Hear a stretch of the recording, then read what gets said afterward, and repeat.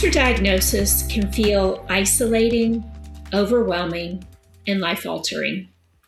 But what if no one had to walk the road alone? Welcome back to Pink Ribbon Roller Coaster. I'm your host, Jennifer Harrod, and I'm joined by Jackie Harrogate, the Director of Partnerships and Engagement with Emmerman Angels.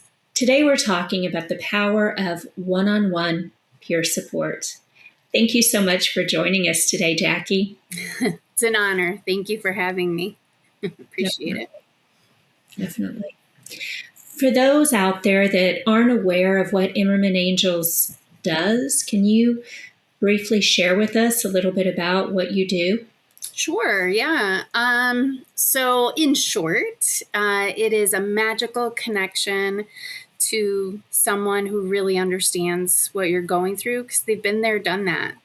And it's really for all people impacted by cancer. So whether they're fighting it themselves, survivors of it, caregivers, and previvors, those people that are at high risk to receive a cancer diagnosis, we can connect them one-on-one to someone who's been in their shoes. And that's the magic that we're able to create. That's wonderful. And there's not a whole bunch of groups out there that have mentors for previvors or caregivers. So that's amazing. Thank you. Yeah. Yes. Can you maybe share the personal story behind the creation of Emmerman Angels? Sure, absolutely. So it's always helpful to go into that too. So thank you for asking, because a lot of people are like, what in the world is an Emmerman? Right? Yes. So yeah. So thank you for asking. I actually thought it was mermaid angels when I first heard Emmerman. So because what is an Emmerman, right? Yeah. But once you meet Johnny Emmerman, the founder, you then never forget why it's called Emmerman Angels. So he was a testicular cancer fighter at 26 years old. Wow. And, at that young age, testicular cancer, like it just is this whirlwind, right? And he is the most charismatic, like amazing person. And so he, of course, had a ton of friends and family around him, always telling him he was going to be okay. But what he didn't have was someone that could, show him that at some point he'd be able to get back in the gym after cancer. Right. To be that inspiration to say, like, I get it. I've been where you are. And like, before I thought maybe no one would date me, but now here I am married and here are my children. Right. Like all of those things, all these unknowns and uncertainties. And while his mom is cute and adorable, and I always still want her to adopt me, she couldn't even answer what it would feel like to have chemo. Right? She hadn't gone through it. And so Johnny then decided literally in his hospital room, he was going to go door to door. And he did. He brought that chemo pole and he went door to door. And I'll age us, started entering information in his BlackBerry and talking to people and realizing that they too didn't have anybody that had gone through the exact same scenario that could relate. And so, the dream was born, and his mom, again, talking about her, was like, wow, this is really something that you have going here. And for anyone to give back in this way, they're angels. Yes. So Johnny Emmerman Angels, 20 years old this year. So. Oh, wow. I love it. It's amazing. It is. Yeah, it's so powerful. I think that going through something and then being able to give back, because like you said, unless you've gone through it, you have your family and your friends that love you, but didn't really understand. Exactly. Yep. That's great. And I think that's, maybe you can kind of answer this, but why is peer-to-peer connection so powerful in the cancer journey? Yeah. I mean, honestly, I think that peer to peer can be so powerful in any aspect, to be honest. Yeah. My greatest analogy for this is you are told about a new restaurant, Yeah. right? And so you go somewhere you haven't been, you're like, all these questions start coming to your brain, and you're like, so how's the food?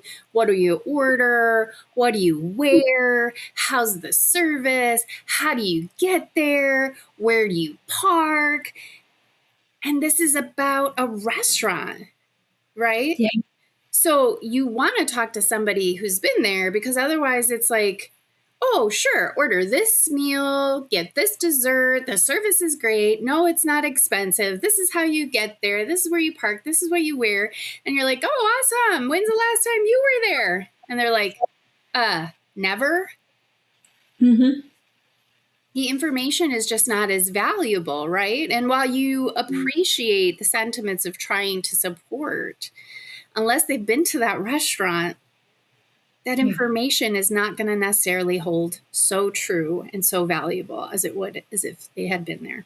And that's why I think peer to peer across all things is really helpful. But when you're going through, such an impactful diagnosis, or your loved one is, right? Right. Or as a pre-viver, you have that additional anxiety of that ticking time bomb quite often, to be honest, right? They've already seen caregiver or their family members going through it. They've been a caregiver themselves, and now they have this diagnosis. That's added anxiety, right? Yeah. So to have someone be that light, that comfort, right? To just lay that foundation for you can be pivotal on your total trajectory of the outcome of your experience. And like one example I like to give, because it is such a mind-blowing experience, is that we have mentors of all cancer types, all ages, all stages around the world, right? So we're in 123 countries now, and we have over 17,000 mentor angels. So these are the people that give back. But the key thing is to recognize that we have people that are survivors of glioblastoma, which is the worst grade of brain cancer, and they're surviving 25 years after a diagnosis, right? And many people don't know that's possible. We have a 24-year lung cancer survivor, right? And so for these people to be walking inspirations for cancer is ideal, whether you are fighting it yourself or you're caring for a loved one, right? You need to see those stories. You need to hear those voices. You need to see, for real, that this is happening, and that it is something that can be your story too. So It gives you hope. totally. Yeah. And that's so powerful, I think. Yeah. Wow. So if somebody wants to get a mentor and they sign up, walk me through, how does that work? Sure. So the hardest part about it is spelling out Emmerman Angels. So you go to our website, and Okay. you will see the drop downs for requesting support or becoming Mhm. an angel. And on either side, it's very parallel to what happens, but you will go ahead and have the opportunity to register. You're going to give some insights, your background, your experience, and then you actually get scheduled for a call. So it's really nice. We use a system called Calendly. And so you can look at your calendar. You're like, no, I have appointments this day. Forget it. I'll go to the next appointment. And so you put it in your calendar. It's so great. And then we call you, and we have, depending on what you're doing, looking for support or becoming a mentor, 15 to 30-minute conversation. Okay. We find out what's important to you. We find out your experiences. And if you're seeking support, then we'll find out what you want to get matched on. So, a lot of times people are looking for that same diagnosis, same subtype, same stage, But then also there's that relationship, like for a caregiver, where it's like, I'm caring for a loved one with this, or literally just coming off a call for a caregiver sister who lost her brother to prostate cancer, right? And she, 3 years prior, lost her mom to cancer. Wow. So it's like coming up on that anniversary, and now she's dealing with the loss of her brother. And so she needs to talk to someone who understands that double loss, right? She's still grieving her mom, and now she's got to do this again for her brother, right? So having somebody that's walked that walk and can at least just say, I get it, right? That can just be so, like, such a game changer for you, because while you could talk to your friends and family, right, and they're going to say, I'm sorry, it just, when you hear somebody say, you know what, this is what I did, right? Like, Right. this is helpful to me. Maybe it'll help you, or I wish I didn't do this, right? I wish I would have heard about this program. It's a way for mentors to like throw that life raft back, and become that hero they once needed. Wow. Yeah. That's very powerful. Yeah. That. So how quickly are people typically matched? Yeah, depending on like the rarity and all of the different things, because we're not just connecting people on diagnosis, right? I mean, obviously you have to have a cancer diagnosis in your story, Right. but again, back to like the genetic mutations, as we proceed in the years and evolution of cancer, we're finding that they are fine tuning it, right? The conversations I had back in 2012 are not the conversations that you have now, gratefully, right? Changes in cancer and the treatments are so far beyond where they were, back then. So an example might be like with breast cancer, where people now are learning about hormone receptors, like what are those, right? And genetic mutations and biomarkers. So the more people are learning, the more intricate our matches are getting. And so depending on the request, right, that then differs the amount of time that it takes. I would say that our hardest matches these days are typically the caregiver elements, because it's so much more in depth with the logistics and the nuances of the care, right? So, we have like caregiver husbands that lost their wives to cancer, and they want to talk to another widow that's taking care of 3 little ones, right? So again, it's the requests that are coming in will determine kind of how long it will take us. But on average, 3 to 5 business days is usually what we tell people. And sometimes sooner. Sometimes we're like on the phone with someone and we know someone right away. And our mentors are so dear that they'll like usually get back to us right away. Wow. I bet you're constantly looking for mentors as well, because it's hard to put yourself back into that trauma. Yep. So are you, do you constantly recruit new mentors, or how can somebody give back? Yeah, absolutely. And I'm glad you mentioned the trauma, because while obviously going through this is traumatic, there's actually a thing called post-traumatic growth. Have you heard of this? I have, yes. Yeah. So the mentors, they go into it thinking that they're going to help someone else. And of course, that's what we want, right? But what ends up happening is, this is not about minimizing your trauma, right?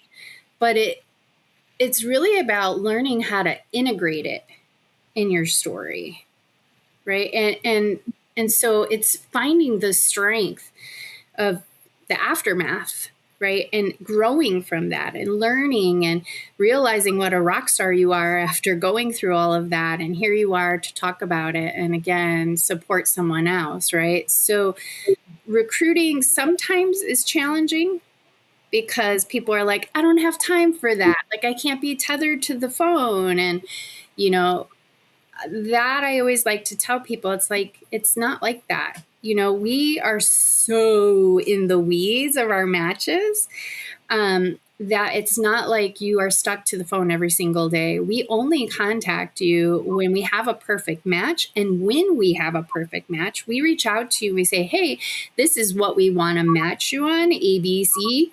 Hear that, right? So you hear, okay, is that something that I can relate to? Oh, it's Right. not?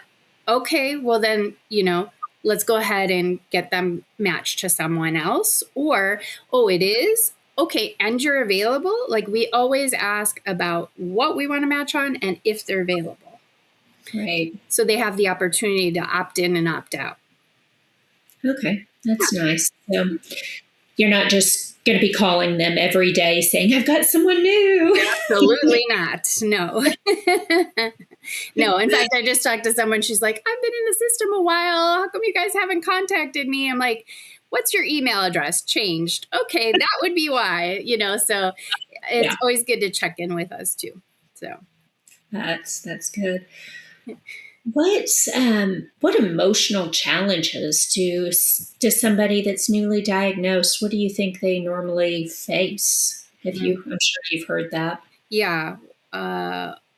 Well, I think that it varies from person to person. You know, Mhm. again, depending on who you are, if you have a genetic component, it is a different look than if someone has no one around them that they've never seen, you know, that has experienced this, right? So you opened with isolation. That is typically the first thing I think people go through.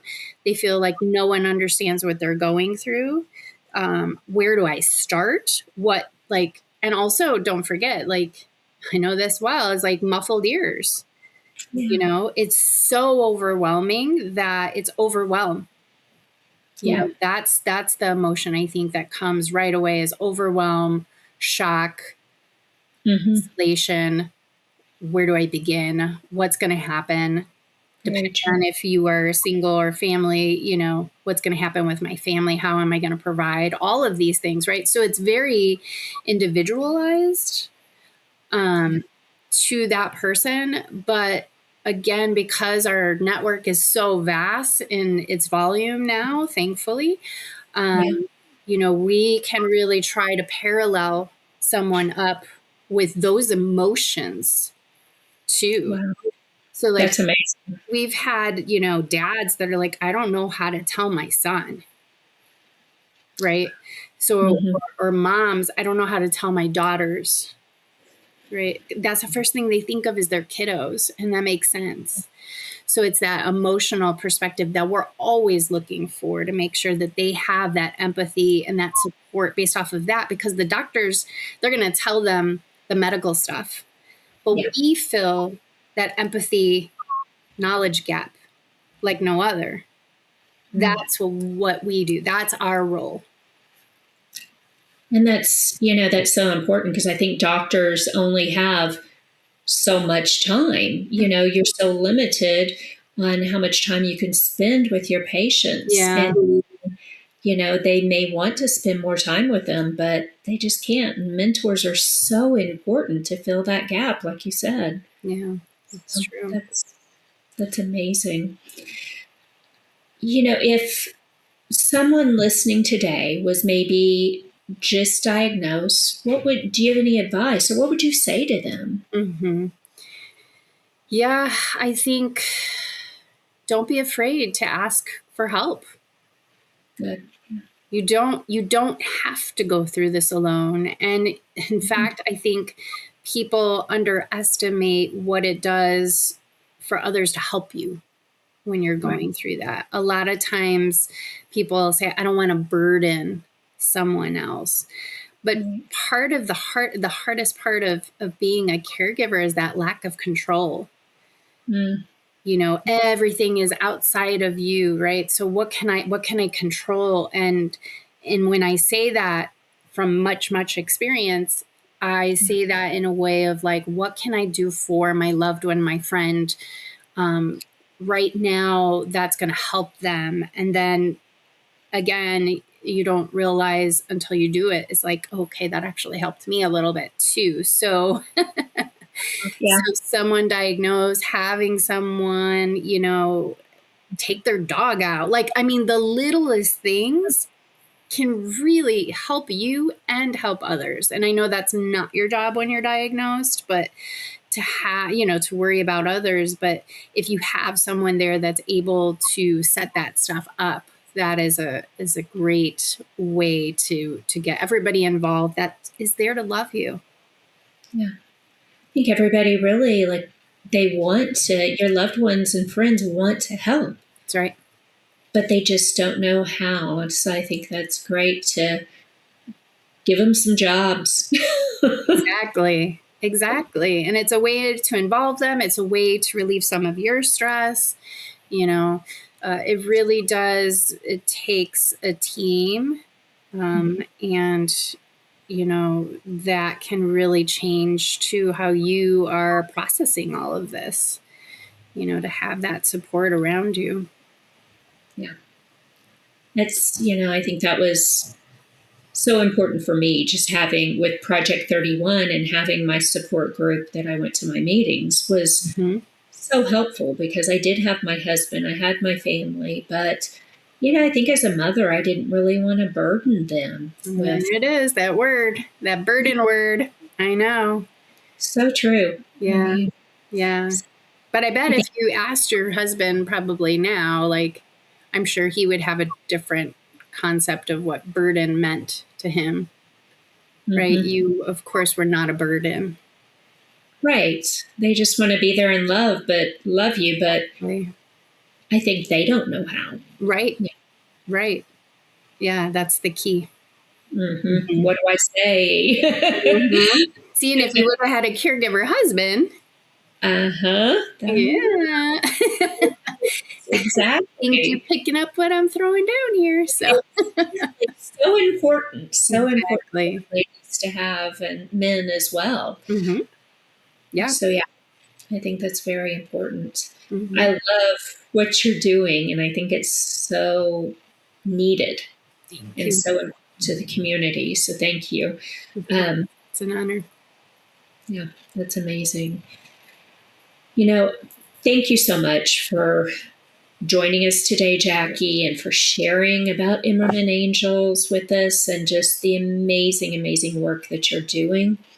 Thank you, everyone, for joining us today on Pink Ribbon Roller Coaster. And if today's conversation touched you, share this episode with someone who might need it, because connections can be healing. And don't forget to subscribe to Pink Ribbon Roller Coaster, like it, and share this with others.